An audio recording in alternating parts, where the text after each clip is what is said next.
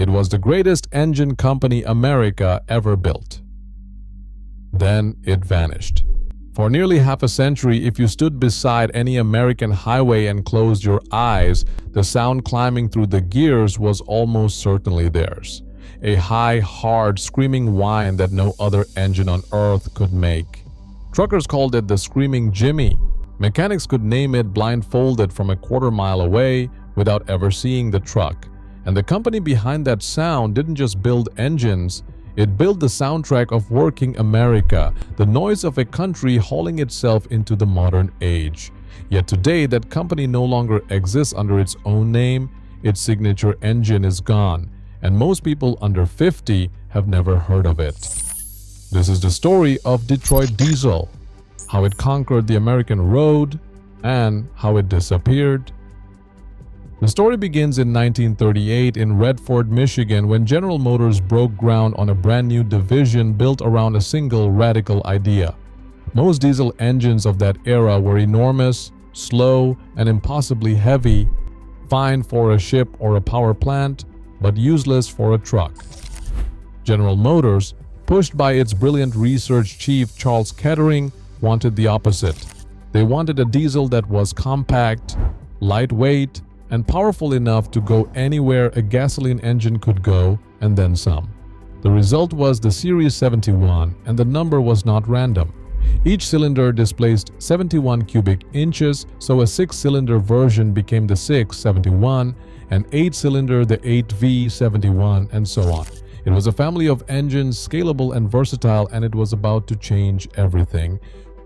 What made the Series 71 special was the way it made its power. A conventional 4-stroke diesel fires once every 2 revolutions of the crankshaft. Intake, compression, power, exhaust, with only one of those 4 strokes actually producing power. The Series 71 was a 2-stroke. Through a clever system called Uniflow scavenging, with a mechanical blower forcing fresh air in through ports while exhaust valves breathed out the top, it managed a power stroke on every single revolution. In simple terms, it fired twice as often as its rivals. Pound for pound, it produced nearly double the power of the bulky 4-strokes it competed against. It was an audacious piece of engineering, and it worked. But it came with an unforgettable side effect. That relentless firing, combined with the whine of the blower spinning at high speed, produced a scream you could hear from miles away. The Screaming Jimmy was born, and it would never be mistaken for anything else. Then the world went to war, and the little engine that screamed found its destiny. The Series 71 was almost perfectly suited to the military's needs. It was compact enough to fit inside a tank, including the M4A2 Sherman, where twinned versions drove America's armor across Europe and the Pacific. It was rugged enough for the landing craft that hit hostile beaches, and reliable enough to run the generators and equipment that kept entire armies moving. Demand exploded beyond anything General Motors had imagined. In 1943 alone, a workforce of more than 4,300 people built nearly 58,000 of these engines. By the end of the war, the Series 71 had been tested in the harshest conditions on the planet, in mud and salt water and desert heat, and it had passed. That hard-won reputation for toughness would carry it straight off the battlefield and onto the American highway. The timing could not have been better. After the war, America began building the interstate highway system. Freight volumes soared, and a whole generation of returning servicemen wanted to own their own trucks and haul their own loads. In 1957, the company answered with the Series 53, a smaller engine designed specifically for on-highway use. Alongside the bigger 71 series engines, it gave truckers exactly what they craved: power they could feel, durability they could count on, and an engine simple enough that a mechanic with hand tools could rebuild it forever.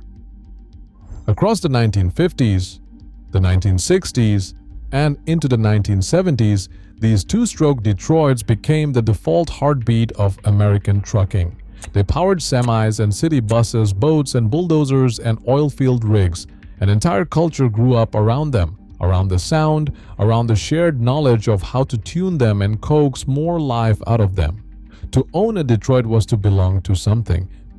But here is the cruel twist at the center of this story. The very things that made the Screaming Jimmy great were about to become the very things that killed it, and the first blow came not from a competitor but from Washington.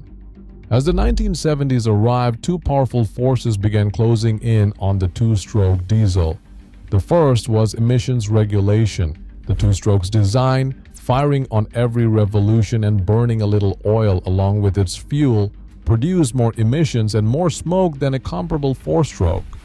As the Clean Air Act tightened year after year, the screws turned, and the engine once celebrated for its power was now under attack for its exhaust. The second force hit even harder: the fuel crisis. When oil prices spiked through the 1970s, every fleet owner in America started counting gallons, and on the one number that now mattered most, fuel economy, the thirsty two-stroke was simply losing. Rivals like Cummins and Caterpillar, with their efficient four-stroke designs, were quietly winning the orders that Detroit Diesel had taken for granted for decades. The company knew it had to change or die. In 1987, after enormous investment, it unveiled the Series 60, and it was a genuine engineering triumph. It was a four-stroke, finally, and it was one of the first production engines anywhere in the world to feature fully integrated electronic controls as standard equipment. A small computer managing the fuel for both efficiency and emissions. It was modern, clean, and powerful, and it would go on to become one of the most successful heavy truck engines ever made. But buried inside that success was a deep irony. The Series 60 was the engine that let Detroit Diesel survive into the modern era, and it was also the engine that signaled the end of the two-stroke. The Screaming Jimmy was now living on borrowed time. The next blow was to the company's very independence. In 1988, General Motors, no longer willing to pour money into a division it now saw as a fading asset, entered a joint venture with the Penske Corporation. Roger Penske, the racing legend turned businessman, took majority control, and the operation was renamed the Detroit Diesel Corporation. For a while under Penske's sharp leadership, the company actually thrived, clawing back a real share of the on-highway market and posting solid profits even through a tough economy. But for the engine that had started it all, the clock was running out. In 1995, after 57 continuous years in production, the legendary Series 71 was finally discontinued. A few years later, around 1998, the company stopped building two-stroke diesels entirely, and the scream that had defined American trucking fell silent on the assembly line forever. Then came the final chapter of independence. In the year 2000, the German automaker Daimler Chrysler purchased the Detroit Diesel Corporation for around $774 million, folding the operation into its global truck empire. The crown jewel that General Motors had launched with such ambition in 1938 was now a line item on a foreign balance sheet, its fate decided in boardrooms an ocean away. The Detroit name still exists today, stamped on modern, efficient, computer-controlled four-stroke engines built under a global parent company. They are excellent engines, but the company that conquered the American road, the proud, independent American giant that built the Screaming Jimmy, is gone. And it is important to understand that it did not disappear because its engines were bad. It disappeared because the world changed underneath it, because clean air mattered, and rightly so.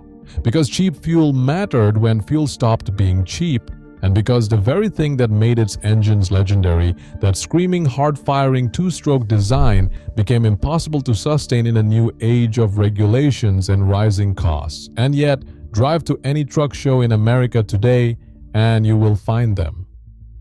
A cluster of gray-haired men gathered around a lovingly restored two-stroke Detroit, almost reverent, waiting for someone to fire it up. And when it catches, when that unmistakable scream tears through the air one more time, you will see them grin like boys. Because some sounds do not belong to a company or a balance sheet or a foreign parent. They belong to a generation. And for the men who spend their lives behind the wheel, climbing the grades and running the long nights, that scream will always be the sound of America at work.